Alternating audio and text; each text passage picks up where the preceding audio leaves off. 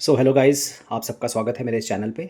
So basically आज हम यहाँ पर डिस्कस करने वाले हैं एक एयर फ्रायर को, जो कि मैंने अभी हाल ही में परचेज़ किया है। और ये वीडियो एक नॉर्मल रिव्यू वीडियो नहीं रहने वाली है। इसमें मैं सभी चीज़ों के बारे में डिस्कस करूँगा। ख़रीदने से पहले मैंने क्या क्या चीज़ें देखी, ख़रीदने के दौरान मेरा क्या एक्सपीरियंस रहा, एंड यूज़ करने के 15-20 दिन बाद का मेरा ओवरऑल क्या एक्सपीरियंस रहा था इस प्रोडक्ट के साथ। तो बने रहिए वीडियो पे हमारे साथ। देखिए, मैंने प्लान किया, मेरे पास पहले एक माइक्रोवेव ओवन थी, बट उसके बाद मैंने प्लान किया कि एक एयर फ्रायर लिया जाए, क्योंकि एयर फ्रायर के भी काफ़ी सारे एडवांटेजेस आज की डेट में हैं जो आपको माइक्रोवेव में नहीं मिलते हैं। तो लेने से पहले मेरे लिए कुछ चीज़ें इंपॉर्टेंट थी। मैं सबसे पहले तो एक ब्रांड के साथ जाना चाहता था जो कि रिलायबल हो, ट्रस्टवर्दी हो, और जिससे कि मैं अपनी सारी नीड्स पूरी कर सकूँ। तो काफ़ी रिसर्च के बाद मैंने फाइनल किया इनालसा का ये जो प्रोडक्ट आप सामने देख रहे हैं। ये इनालसा का एयर फ्रायर है, और बेसिकली इसका जो मॉडल है वो है टेस्टी फ्राई MW, जो कि बेसिकली एक एनालॉग कंट्रोल पैनल के साथ आता है। अब एनालॉग कंट्रोल पैनल का मतलब है कि देखिए, आपको एयर फ्रायर में दो तरह के ऑप्शंस मिलते हैं। या तो आपको डिजिटल बटन्स मिलेंगे ऊपर इंटरफेस पे, या तो आपको इस तरह के एनालॉग ये मिलेंगे, ठीक है, जिसमें डिजिटल इंटरफेस नहीं है। अब मैं आपको बताता हूँ कि लेने से पहले मैंने किन चीज़ों का ध्यान दिया। देखिए, शॉर्टलिस्ट किया था, मेरा जो बजट था वो 3000 से 4000 के बीच में था, राइट, जो कि एक नॉर्मल सबका रहता है, 4 लोगों की फैमिली है। सो उस हिसाब से मैंने ये प्रोडक्ट ऑर्डर करना था। तो सबसे पहले जो शॉर्टलिस्ट हुए थे मेरे पास, वो 3 से 4 मॉडल्स थे, मतलब जिसमें से एक एनालसा का था ये MW टेस्टी फ्राई, दूसरा इसमें एक ग्रीन शेफ का था, तीसरा कैंट का था, और चौथा फिलिप्स का था। तो अब मैंने ये क्यों सेलेक्ट किया? देखिए, फंक्शंस ऑलमोस्ट सबके सेम हैं। हमारे को सबसे पहली चीज़ देखनी है इसके अंदर की कैपेसिटी, राइट। कैपेसिटी मतलब इस बकेट की कैपेसिटी कितनी है। तो आप ये देख सकते हैं, ये 4.2 लीटर कैपेसिटी है, ठीक है। कुछ ब्रांड्स है जिनमें 4 लीटर थी, या कुछ में 3.5 लीटर थी, जो कि थोड़ी कम पड़ती है। 4.2 लीटर बिल्कुल एडिक्वेट है, क्योंकि ज़्यादा बड़ा लेंगे तो फिर उसमें आपके एनर्जी कंजम्पशन भी ज़्यादा रहेगी। ज़्यादा छोटा लेंगे तो वो फिर आपको पूरा नहीं पड़ेगा, आपको 2 बार रन करना पड़ेगा मशीन को, राइट। सो इस कंसिडरेशन में फिर मैंने ये 4.22 लीटर का मॉडल चूज़ किया। सेकंड मेरी कंसिडरेशन थी वॉटेज। वॉटेज मतलब कितनी वो हीटिंग करेगा, राइट। तो जो कैंट का था वो था तकरीबन 3000 की रेंज में, लेकिन उसकी वॉटेज कम थी, वो 1300 वॉट का था। ये मुझे तकरीबन 3500 का पड़ा है, 3500 रुपीज़ का, और ये मुझे जो है 1500 वॉट का है, ठीक है। तो एक तो चलो वो एक एड ऑन फीचर हो गया। दूसरी जो सबसे इंपॉर्टेंट चीज़ है, जो बेसिकली हम ओवरलुक कर देते हैं जब हम एक ये एयर फ्रायर लेते हैं, वो है इसका विंडो। विंडो का मतलब है, देखिए, प्रीमियम सेगमेंट में कुछ ऐसे एयर फ्रायर्स आते हैं जिसमें बेसिकली आप लुक थ्रू विंडो आपको दी जाती है। लुक थ्रू विंडो मतलब अंदर जो आप खाना बना रहे हैं वो कैसा है, कितना बना है, उसके ऊपर आपको डिटेलिंग मिल जाएगी, राइट। जो कैंट था, इवन जो फिलिप्स था, फिलिप्स के अंदर भी मेरे को 4,500-5,000 की रेंज में मिल रहा था। उसमें भी यही एनालॉग बटन्स थे, एनालॉग कंट्रोल था, डिजिटल नहीं था। कैंट में डिजिटल कंट्रोल था। मैं उसके ऊपर भी आऊँगा बाद में। अब लुक थ्रू विंडो का क्या बेनिफिट है? अब देखिए, मैं इसको ऑन करूँगा, अगर ये देखिए, ये ऑन हो गया। यहाँ पे आपको दिख जाएगा अंदर क्या बन रहा है, फूड का क्या स्टेटस है, कितना वो पक चुका है, कितना वो प्रोसेस हो चुका है, राइट। ये बहुत इंपॉर्टेंट है, क्योंकि हमेशा टाइम सेलेक्ट करके आपको आइडिया नहीं लगेगा। आप कोई भी नई डिश बना रहे हैं जिसका आपके पास मेन्यू बुक में नहीं है, तो आपको नहीं पता चलेगा कि कितना पका है। तो ये बहुत इंपॉर्टेंट फीचर था, जो मेरे लिए तो एटलीस्ट बहुत इंपॉर्टेंट था, राइट।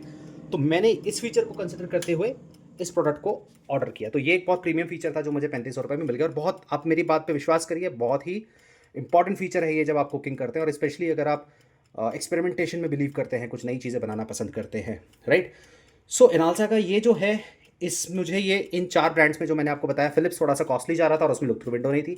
बाकी कैंट ले लीजिए या ग्रीन शेफ ले लीजिए, ये सस्ते थे, लेकिन इनमें भी लुक थ्रू विंडो नहीं थी, जो कि एक बहुत इंपॉर्टेंट फीचर है, जो आप बाद में रिपेंट करेंगे अगर आपने बिना इस फीचर को कंसिडर करे प्रोडक्ट ले लिया।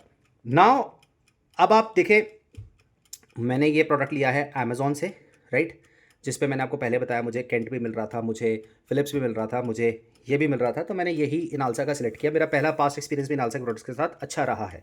तो this is a new upcoming brand, मतलब अब तो काफ़ी टाइम हो गया इसको इंडियन मार्केट में, एंड इसकी फिनिश बहुत बहुत ही क्लासिक है, आप देख सकते हैं। इसका हैंडल है, नो हीट हैंडल है, मतलब इसमें कोई भी हीट नहीं डिसिपेट होती है। आप चलते चलते भी इसको ओपन कर देंगे तो ऑटो कट ऑफ हो जाएगा। आपको एक टिक टिक की आवाज़ आ रही होगी, वो बेसिकली टाइमर है, वो चलता रहता है, उससे कोई फर्क नहीं पड़ता ऑपरेशन में। वो आप जितना सेट करेंगे वो अपने आप जीरो बजा के बंद हो जाएगा, राइट। अब डिजिटल और एनालॉग सिलेक्शन के बीच में मैंने ये क्यों सेलेक्ट करा? देखिए, ये बहुत ही सिंपल इंटरफेस रहता है। आपको सिर्फ 2 चीज़ों पे वेरिएट करना है, टेम्परेचर एंड, ये देखिए टेम्परेचर नॉब है, और दूसरा ये टाइमर नॉब, बस। इससे ज़्यादा कोई इसमें आपको कन्फ्यूजन में नहीं जाना है। जब आप डिजिटल में जाएंगे उसमें कन्फ्यूजन्स के चांसेस थोड़े से रहते हैं, मतलब मेरा पर्सनल अनुभव है, उसमें आपको डिजिटली टेम्परेचर कंट्रोल करना पड़ता है। अगर आप उसमें कंफर्टेबल हो दैट इज ऑल्सो गुड, लेकिन कुछ डिजिटल एयर फ्रायर्स में प्रीसेट्स आते हैं, ओनली प्रीसेट्स आते हैं, मतलब उसमें टेम्परेचर और जो टाइम है उसको वेरी नहीं कर सकते। आप प्रीसेट दबाएंगे किसी एक डिश के लिए, वो उसी हिसाब से चलेगा, ठीक है। तो वो मुझे पसंद नहीं था। हालांकि मैक्सिमम में टेम्परेचर और टाइम को आप वेरी कर सकते हैं, बट स्टिल मेरा पर्सनल एक थोड़ा सा रेट्रो टाइप ऑफ लुक के लिए था। एंड इवन फिलिप्स का जो प्रीमियम सेगमेंट में मॉडल है 5000 का, उसमें भी यही दो बटन्स दिए, दो कंट्रोल्स दिए गए हैं, एनालॉग कंट्रोल्स, राइट।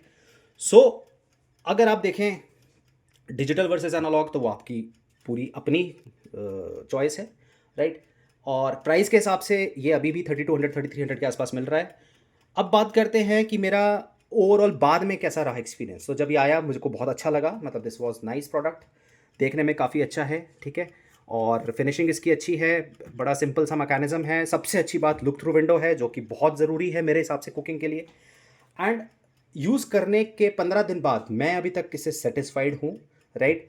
ये जो कहता है वो बनाता है, खाना इसमें बहुत क्रिस्पी बनता है। और देखिए आप इसका जो है, इसमें इन्होंने एक ये छोटा सा फिल्टर जाली भी दे रखी है। फिल्टर जाली तो नहीं कहूँगा, बेसिकली ये इसमें रबर पैड्स भी लगे हैं साइड में ताकि स्क्रैच ना लगे इसके ऊपर।